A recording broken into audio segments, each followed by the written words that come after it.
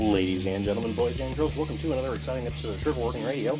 I am your host, the Kaiju Conservative. Now, during the Kavanaugh Ford hearings, Judge Kavanaugh let it be known that his 10-year-old daughter, despite everything that had happened, despite Christine Blasey Ford attempting to destroy his family's lives, despite being subject to numerous horrible, terrible death threats and being constantly hounded by the media and having his integrity and reputation impugned and slandered and dragged through the mud, Judge Kavanaugh's 10-year-old daughter suggested one night that they pray for Christine Blasey Ford. Now, again, this is a woman who was literally attempting to destroy their family, a Democrat operative attempting to destroy their family to keep him off of the Supreme Court of the United States. And Judge Kavanaugh's daughter wanted to pray with her or for her. And I think that it's a beautiful thing that just shows the depth of character that this child has. Even though she's 10 years old, she's still she's able to live up to Christian ideals that a lot of adults can't even live up to. Folks, I mean, there's a hell of a lot of adults out there that would never ever in a million years pray for somebody who is like Christine Blasey Ford. I mean, it's absolutely insane. So, being that it was that you know this child is so pure and innocent enough to want to love her enemies, that's probably why a leftist cartoonist decided to pen this particular cartoon that I'm going to throw up here on the screen, mocking her and Judge Kavanaugh. Now, this is supposed to be Judge Kavanaugh's 10-year-old daughter praying that her angry, drunken, implied abusive rapist dad will stop raping women. I mean, it's just how much of a how despicable, how disgusting do you have to be to draw something like this and think that it's a good idea? I mean, kids are supposed to be off limits in politics. That's the rule, or at least that's supposed to be the rule. You can say whatever you want about the adults.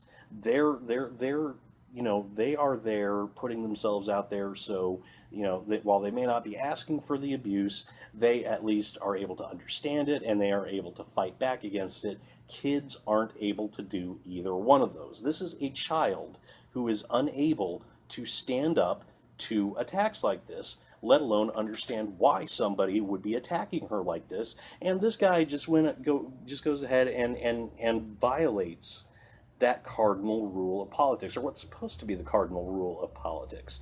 And that just shows you, folks, this type of disgusting attack, it just shows you how far left, how extreme the Democrat Party has become. There's nothing that they won't do to advance their own power. There's nobody that they won't attack, nobody that they won't try to destroy. Even children are not safe from the wrath of the left. I mean, this kind of attack it's so despicable that I'm almost at a loss for words. I mean, this was a really tough thing for me to talk about because it enraged me so much. I'll be honest with you. I actually recorded a podcast earlier, and I was on this earlier today, and I was a sputtering mess. I'm still a bit of a sputtering mess, but I was a sputtering mess because I could not think of the words to express the depth of the rage and just the anger that I feel over something like this. And y'all are wondering why I'm calling on leftism to be eradicated and completely destroyed. I mean, when you see something like this, that's just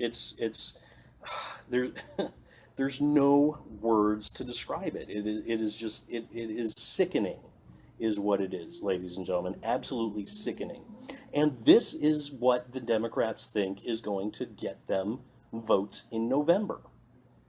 They're doing all of this thinking that people out there agree with them. Remember, leftists, they have a skewed vision of the world. They do not understand that they are in the minority. They surround themselves with leftists. They exist in a bubble of leftism where everything that they think and feel and say is confirmed by everyone else around them. They think they are the majority opinion in America.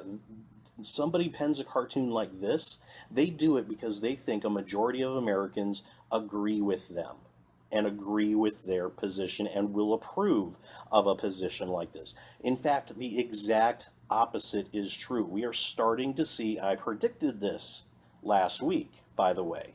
I'll go ahead and link my podcast. It was What Happens If Brett Kavanaugh Goes Down.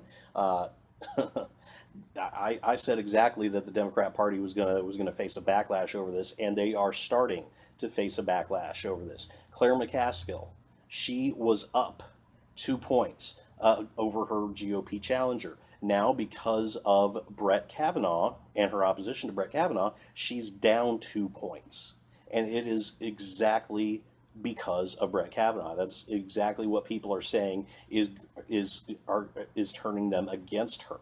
More people are going to vote against Claire McCaskill because of the treatment of Brett Kavanaugh rather than are going to vote for her. And we're going to see, we're already seeing this starting to play out in New Jersey as well. I don't have the exact name of the person running in New Jersey, but the New Jersey Senate race as well is feeling the effects of this, with the Democrats suffering and the GOP challenger rising to the top. We are going to see more and more and more of this, ladies and gentlemen, because the Democrats are going to get more and more extreme. They're going to bring out more accusers. They're going to try and lengthen the FBI investigation, and they're going to think that people are going to be agreeing with them, and they think that this is going to get their votes to turn out. It's going to get the base to turn out.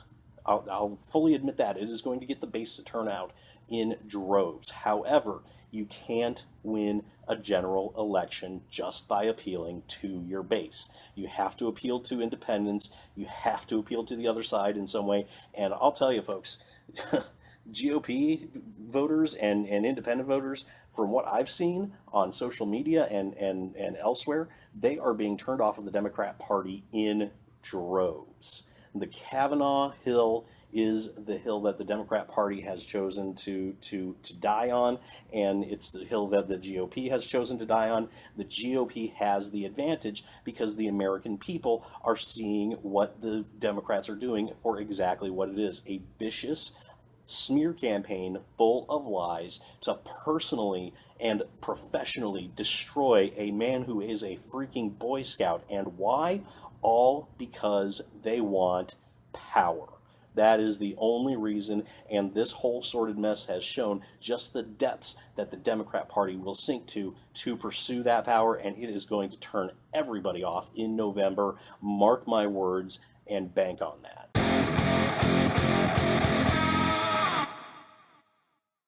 Hey guys, thanks so much for listening. Let me know what you think about all this in the comment section below. Do you think I'm right and we are starting to see the beginnings of the Kavanaugh backlash that's going to spell the end of the blue wave? Do you think I'm wrong and you think the Democrats still have a chance? Let me know in the comment section below. As always, if you liked what you heard, leave a like and subscribe to my channel. Both those things help me out quite a bit, and I will see you all next time.